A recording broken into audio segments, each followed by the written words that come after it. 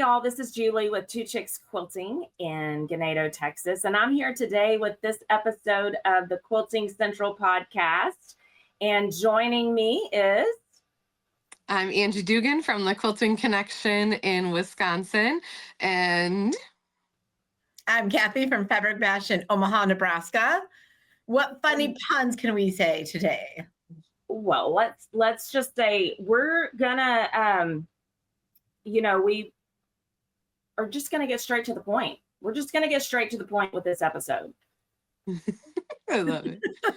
What are we talking about today? Needles?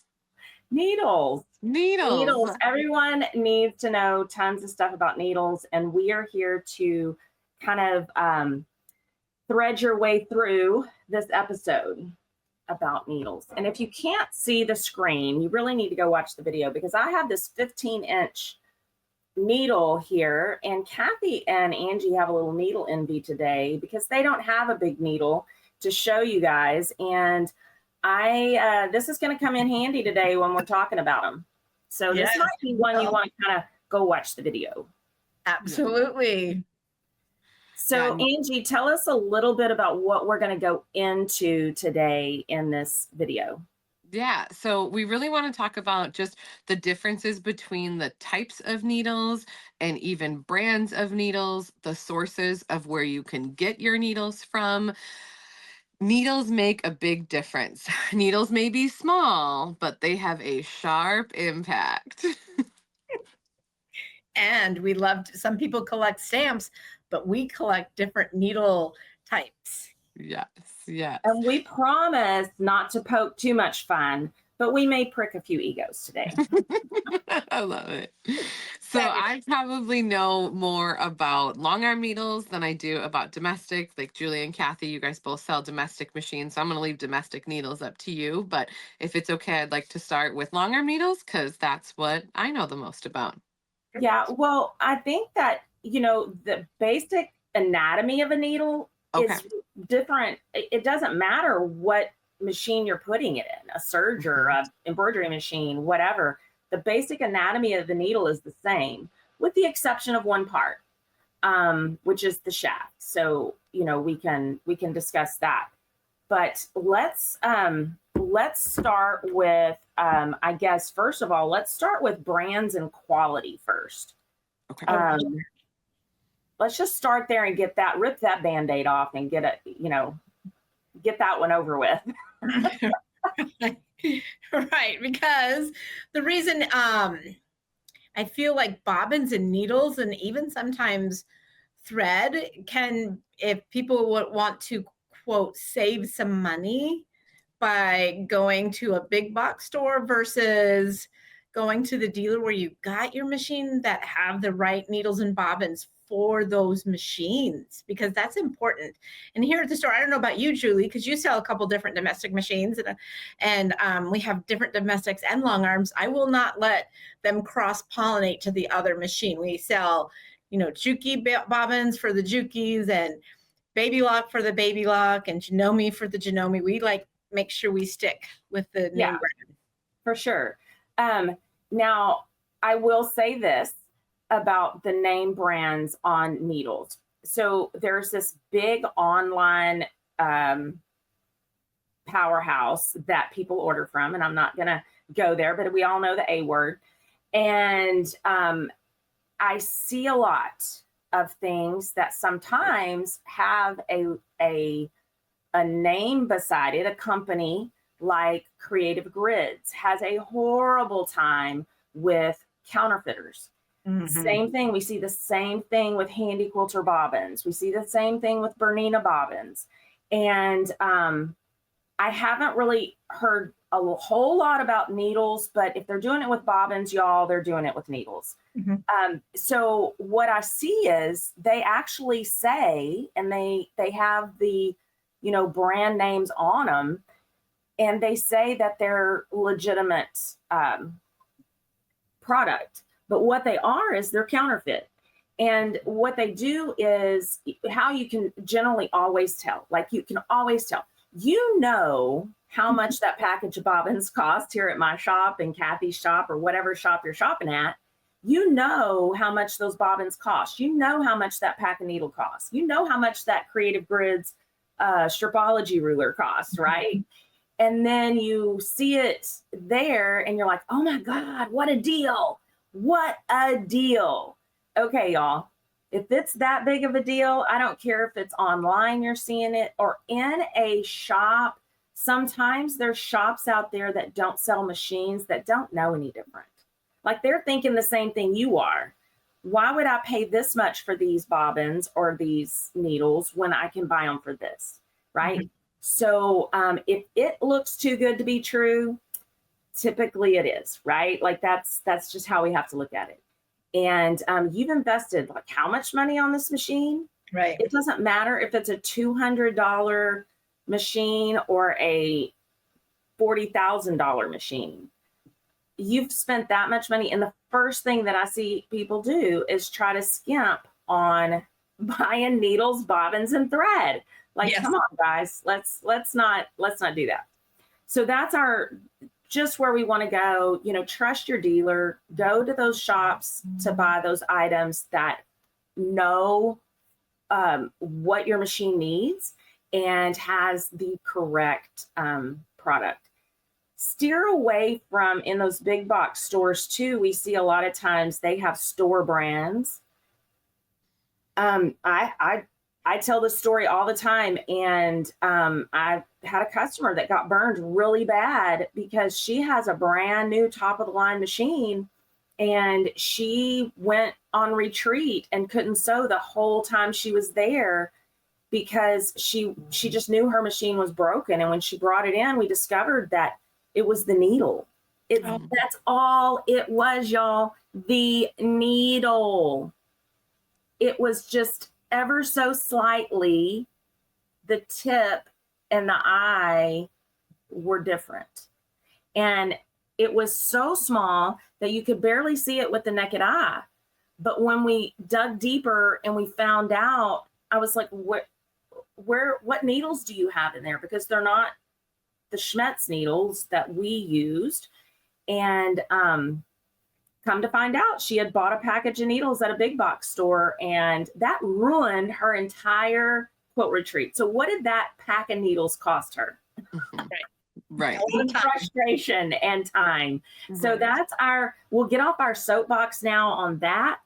But so now let's go into, I guess, sizes of needles, because that's kind of generic too, sizes and parts. Yeah, and there's a really good needle and thread guide that you can find a lot of different places. Even on like the back side of needles, a lot of them will have that thread guide, the needle size. So that size of the needle is going to determine how thick your thread can be. So we always like to joke around that it was probably some guy that decided that needle sizes needed to go the higher the number, the bigger the needle, but then thread, the higher the number, the thinner the thread. So we always joke that whoever did that, we don't like him very much. There was two guys that were having a fight. That's what Cathy said earlier. Two guys having a fight on how they needed to make that system. Right. So it is opposite. You're not crazy. It is opposite. For needles, the smaller the number, the smaller the size of that needle hole, which means the thinner thread will fit through that. So most of, like, for at least long arms, the smallest one is going to be a 12, which is also like an 80 if you want to think about it that way. And those are going to be for the really thin threads. So like a 100-weight thread, a micro quilter that you're doing that really fine, dense quilting with. Even a 60 weight could go in a 12. And then we've got 14s, same thing, thinner, 100 weight or 60 weight is good for that. 16s and 18s are really the most popular size, especially for the long arm machines, because those are going to be for our 60, 50, or 40 weights. And then the 18 needles are going to be for 50, 40, and 30s. And then 20s are going to be for the 30, 20, and 12 weights. So the bigger that needle, that 20 is going to be the largest needle. So then you would use the thickest thread in that size 20. So I always tell my people, you pick your thread first, right? Mm-hmm. Like you pick your thread first, you decide which thread you're using, then you pair it with the correct needle. So There you go. Like a fine wine. fine Yeah. wine. It is Dinner, a fine wine. So the other thing, what is the as you talk about the size of needles, since I have this giant one here, the other thing the things that change, as Angie mentioned, is the size of the needle, the size of hole it's going to make. Two more things that change in that going up in sizes is the size of the eye, which is right here. This is the eye. That's where your thread goes through it. For those of you who are not watching, that is the hole that the thread goes through. There's also a groove that runs down the whole length of the front side of that needle, okay? It is a groove. It's kind of, I'm trying to get it tilted just right so you guys can see it. But if you, right there, that groove has one job. That job is to protect the thread as it goes through that fabric. So if this groove is too small and that thread's resting up on the outside of it, then it's not going to be able to protect it. So the needle has to be big enough to fit that thread. So if you're using a small needle and then a large thread, you're going to see thread breakage. And shredding and all that good stuff. Yes. So that is pairing those needle sizes with with the thread you're using is very important. Anything on size that we missed? Domestic is the same pretty much, I mean, it is the same. Don't get me wrong. We do have smaller needles. Like you can get a size 8, the difference in some long arm needles and domestic needles is actually going to be in the anatomy of it, which we can finish talking about, I guess, right? Yeah. So we talked about the groove. We talked about the eye. I'm going to skip the point because that's a whole discussion, right? But if you look, I'm trying to see how I can get this up to there we go. If you look right here, this is the scarf. So if you look at a needle, you're not watching this live and you're at home trying to figure out what we're talking about. If you go find a needle and look at it, the front side of the needle is going to have that groove that goes all the way down the front to the eye from the shaft, which goes up into your machine all the way down to the eye. That's the front of the needle. The back of the needle is going to have this scooped out part. And that is your scarf. So this little area right here is scooped out because that's where your hook is going to go through and grab your bobbin thread. Or your bobbin thread's going to go through and grab your top thread. Yes. So as your needle comes down, so I'm showing this process. So imagine this in your head, okay? The needle penetrates the fabric. You have thread that travels through here. It goes down to its lowest position and ever so slightly starts coming up. When it starts coming up, it's going to form a loop on the back. That is your top thread forming this loop. Then your hook is going to come right through here and it's going to spin around. And that's what pulls that bobbin thread through there. And that's what forms your stitch. So that bobbin thread is going through right by the scarf, right? Right by the scarf. Side of the needle. Yeah, on the back side of the needle. Okay. So it's very important to know the parts of your needle, especially if you have long arm needles that have the round shaft or the round shank. What is this part, Angie? The shaft. You're right. Shank. Yep.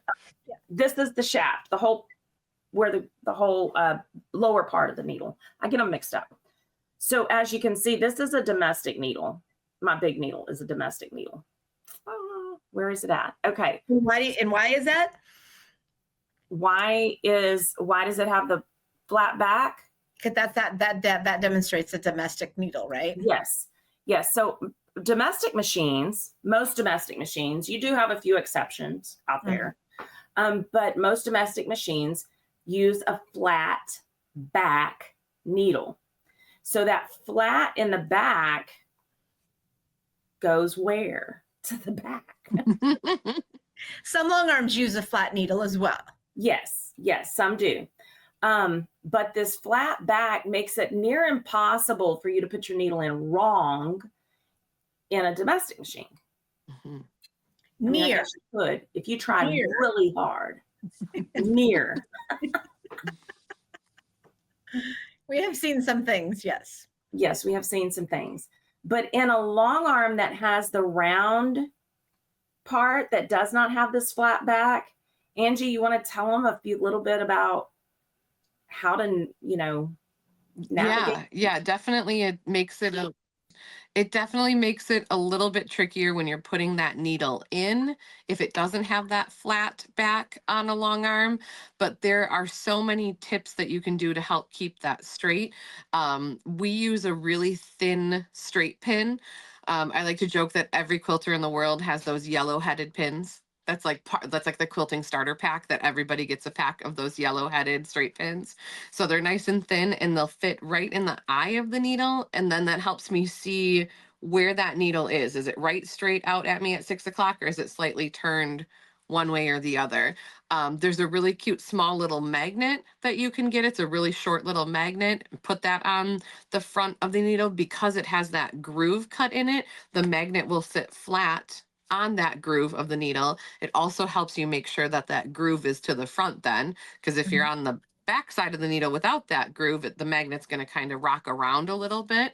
And so then you can use that magnet to help see if that needle is right straight out at 6 o'clock is what we're looking at. So if you're staring at your machine, looking at the front of the needle, we want that eye of that needle facing right straight out at you right at 6 o'clock and not slightly turned.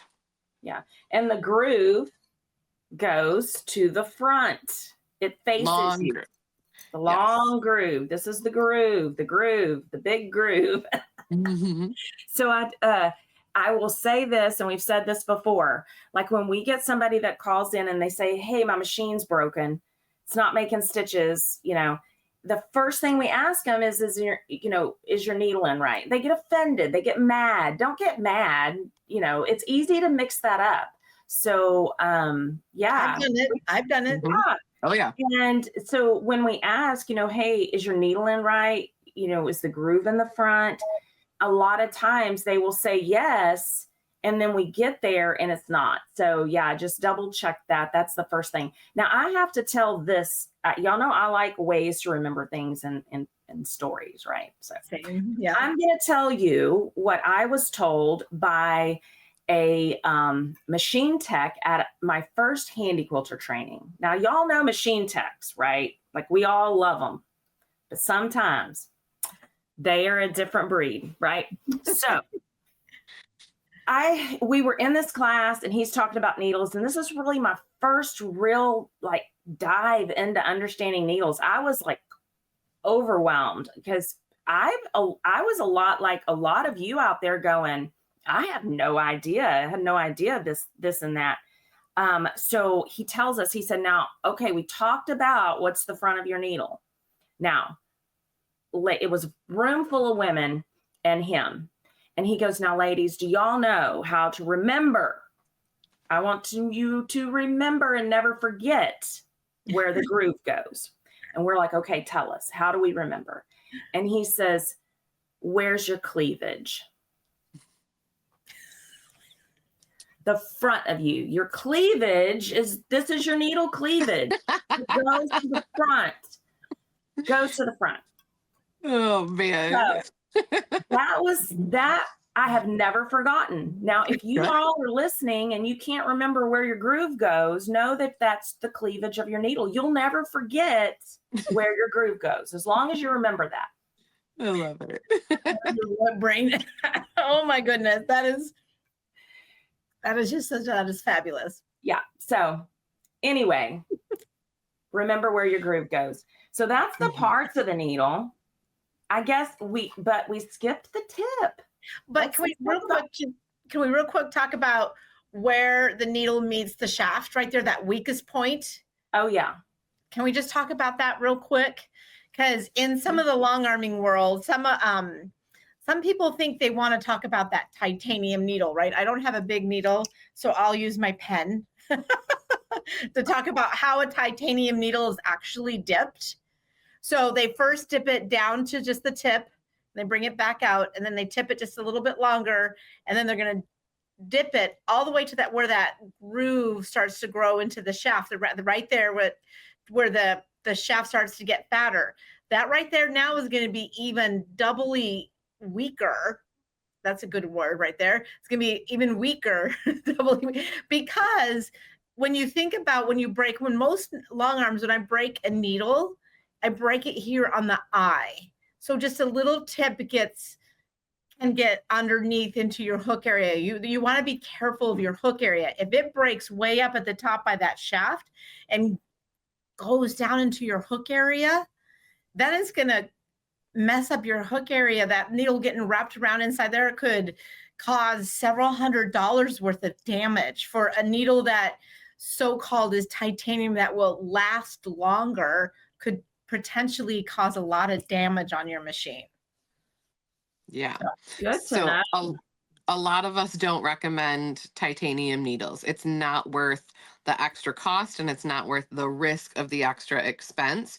I always tell people these needles are on average about 60 cents a piece.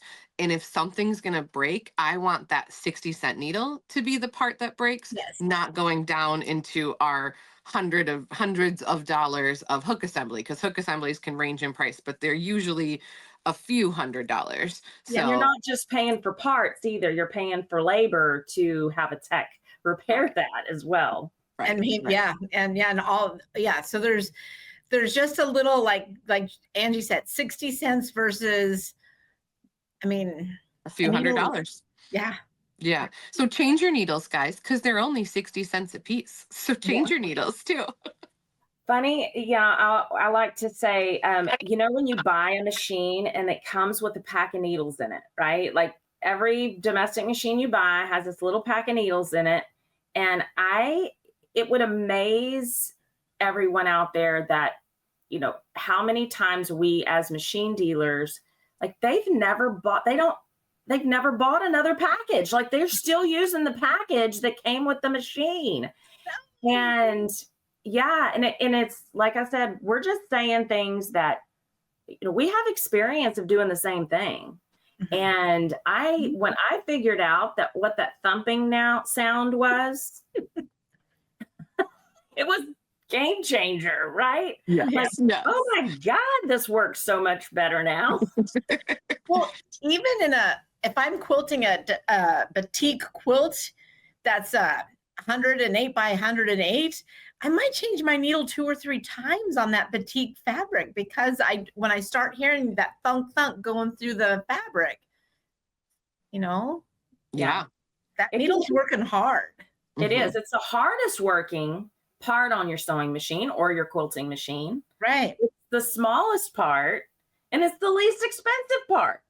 Yeah. So let's change it, folks. Yes. So back to that tip. Yes. So on long arm tips, Angie, you want to go into that, and then Cathy and I will kind of Perfect. go Yeah. into domestics.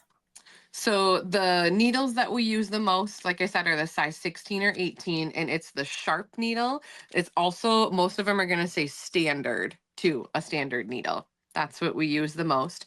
There are, and this is an R on it. So on the bottom of the needle down here, it says the letter R. Sorry, I'm trying to figure out which way to move with my camera. But down here, it has an R. So that means that it's a sharp point. Then there are also high speed needles too. This also has an R down at the bottom, but the biggest difference is up here, it's going to have, I'm sorry, I'm going the wrong way. It's also going to have an MR on it. And MR means that it's meant for a high speed machine, but still a sharp point. So that is in the handy quilter world. Does that bleed over to other brands? Yeah, okay. APQS uses the MR needles. Okay.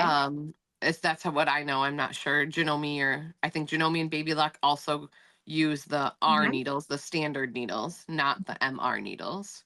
So you just need to know your machine. In the handy quilter world, if you own a Moxie, you do not need the high-speed needles. Correct. If you own an Amara, you can use the high-speed needles, but you don't have to have the high-speed needles. But if you own an Infinity, you need the high-speed needles. Correct. Yes.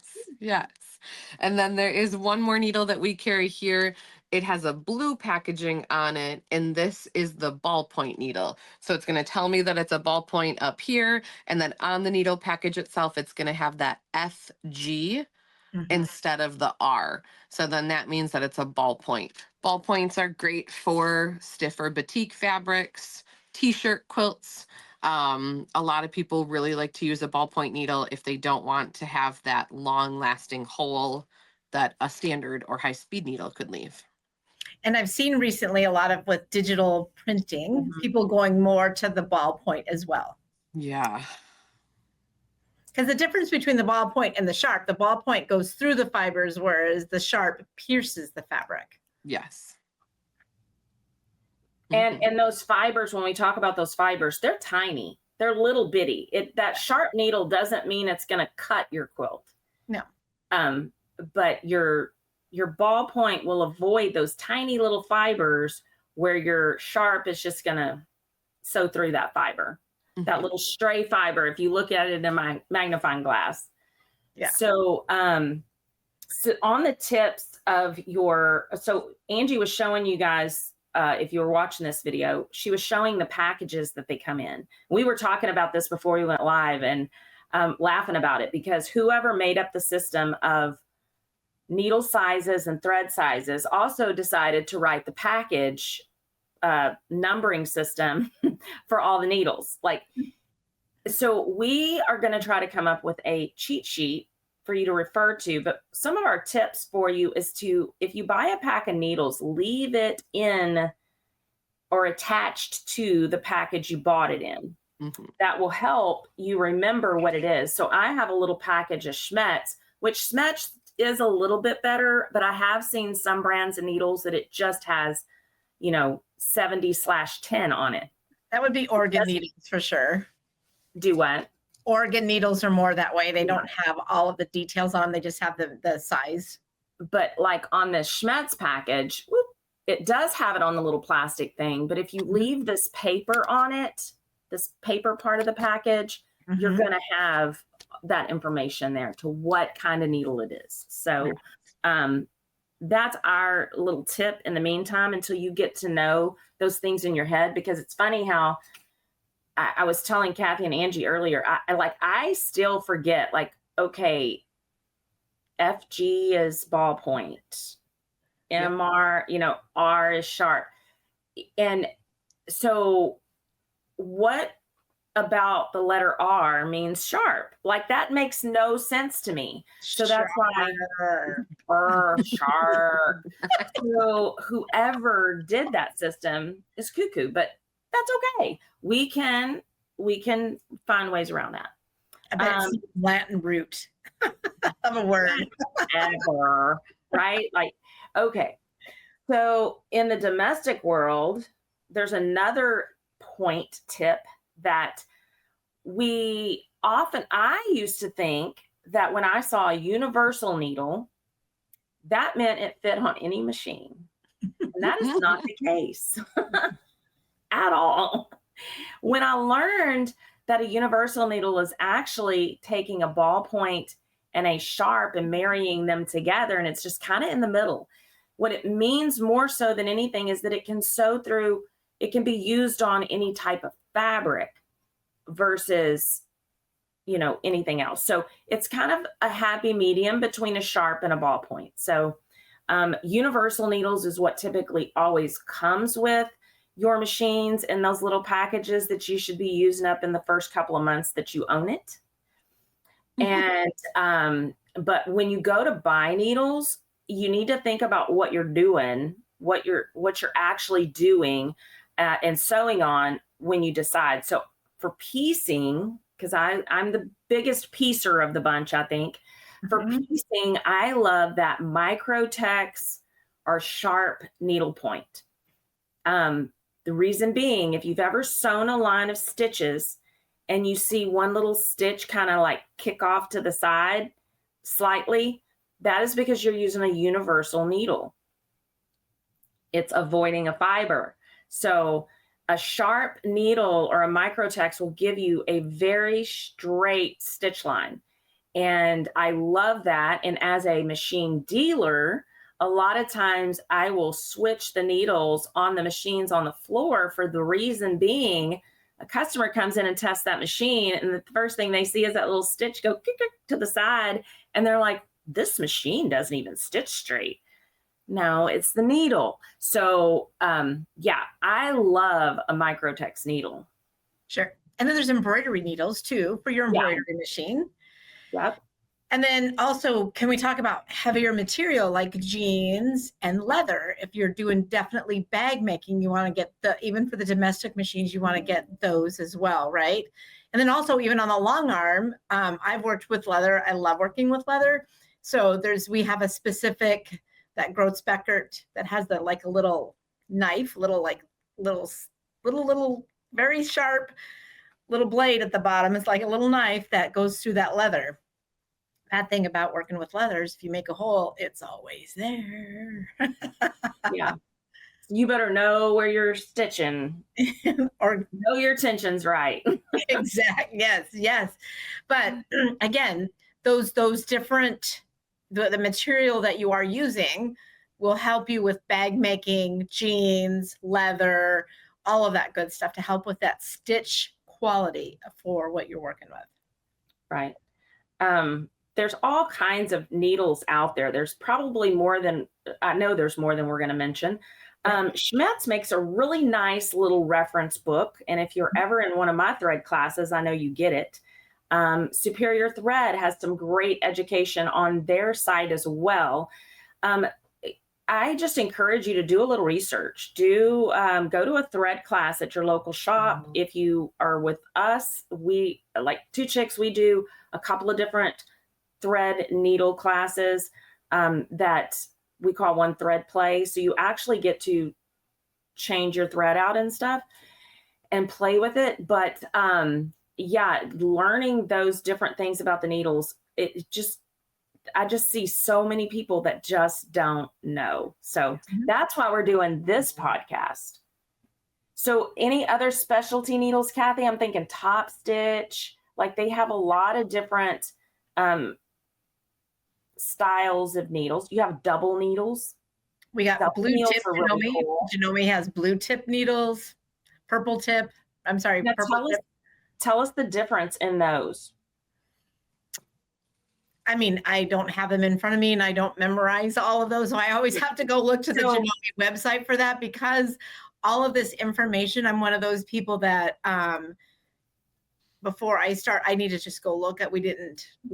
So we didn't get that ready beforehand, but it is their system in labeling them, whether they're for one purpose or another. Right. So every brand has their own labeling system. Right. For is it a top stitch needle? Is it an embroidery needle? Is it a quilting needle? Is it a this or that? So refer to that company or that brand to see the differences in those needles and what they're for. You want to make sure you know what they're for before you just grab them, because they may not be the right needle you need for the purpose you are going to be doing or the thing you're going to be doing. Right. You said Oregon has its own little chart. Schmetz has its chart. Janome has their chart, baby. Everybody has their chart. And you could be talking the same language by saying purple tip versus, all this other stuff. So that's just another thing when you're talking to other people, you could be saying the same thing, but it sounds different, right? The same.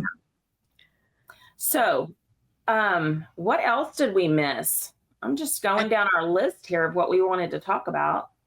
I think the biggest piece of advice is, if you are having a problem or if you are having an issue, if that thread is breaking, if you're not getting those straight stitches, if it's starting to shred or fray, if you're having any of those problems, that first thing that you're going to look at is going to be the needle. Is it in there right? Is it with the long groove to the front, the scarf to the back? Is it also all the way up? Because there can be times where you put that needle in and you think that it's all the way up, but it's not. We had one of our long arm customers, and it's still a mystery. We don't know why it was happening, but that top part of the needle, that round part that goes up into your needle bar, the tops of her needle were breaking, and it was staying up in that needle bar. So when she went to put a new needle in, it wasn't getting all the way up where it should be. And we didn't know why. And she finally, we're like, "Well, we got to figure out, your timing's right. Timing didn't change. Why is this not working?"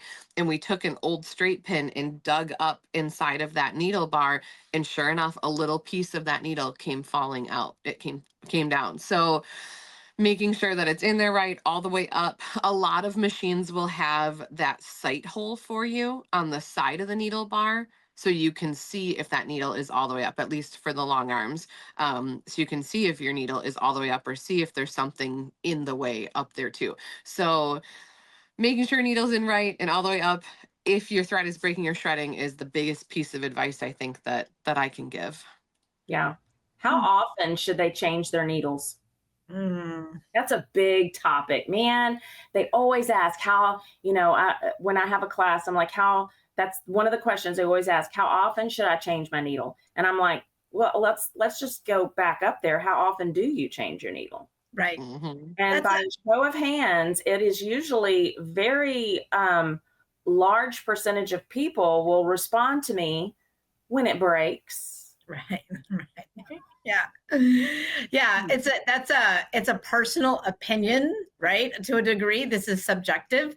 I usually say every quilt, but if you have two little baby, if I have a baby quilt, I might do another baby quilt, you know what I mean? Back to back. Right. If I have that petite quilt, I changed it 3 times within one quilt. So we tell everybody about 8 hours on the domestic or every project, just because sometimes you can't remember what 8 hours. And I don't know about you all, but I start thinking and I'm like, I just changed it yesterday when it was like 5 or 6 months ago kind of thing. Because in my world, I think it was yesterday when, here we are, my, family, it's crazy. Time moves super fast. Yeah. If you do a bag, like you have some really thick things you're sewing through, definitely change it after that. Yeah. Yeah. So yeah, we're usually like a king size quilt. So if I've done a king size quilt, I'm going to change it. If I've done 2 lap size quilts, I'm going to change it. So usually about a king size quilt worth of quilting is how we like to describe it.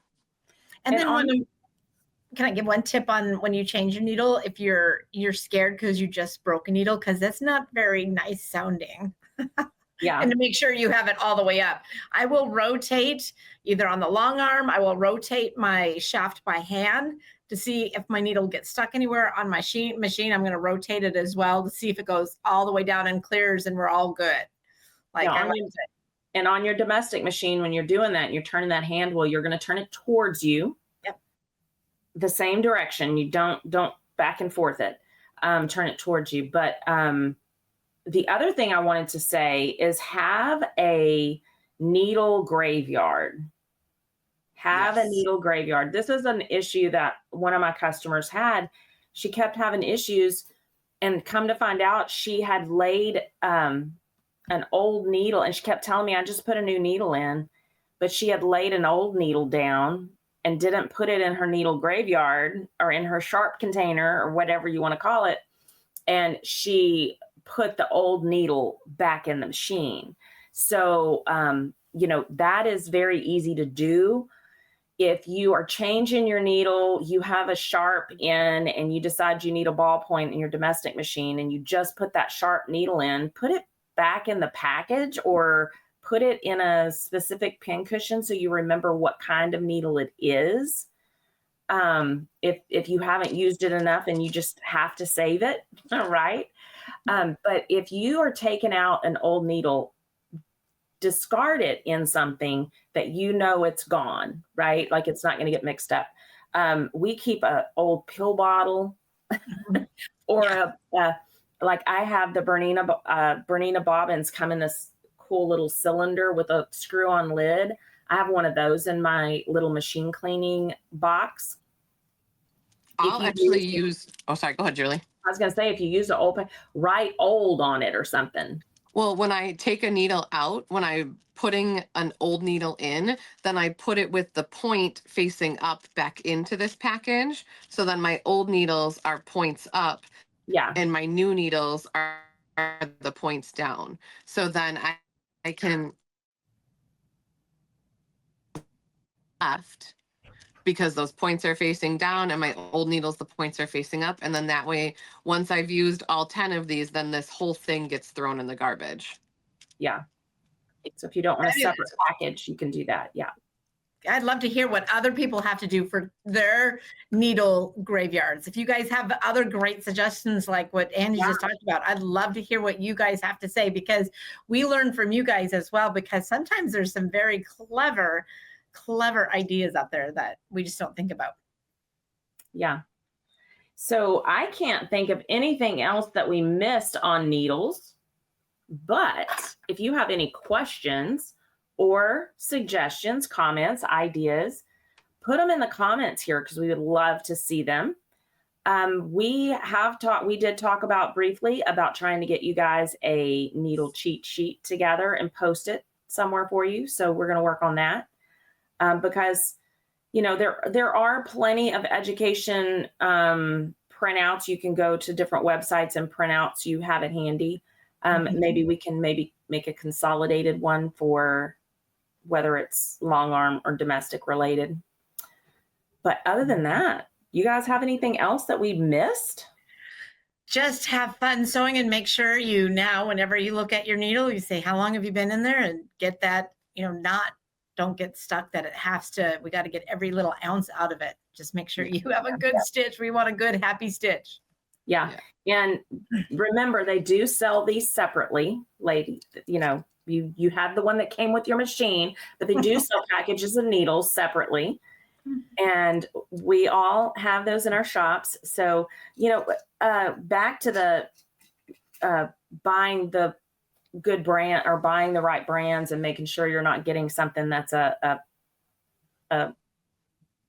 bad quality, counterfeit. There's the word.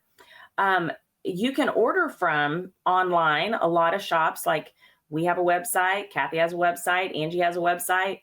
You can order those needles directly from us, and we would love to take care of you on that as well.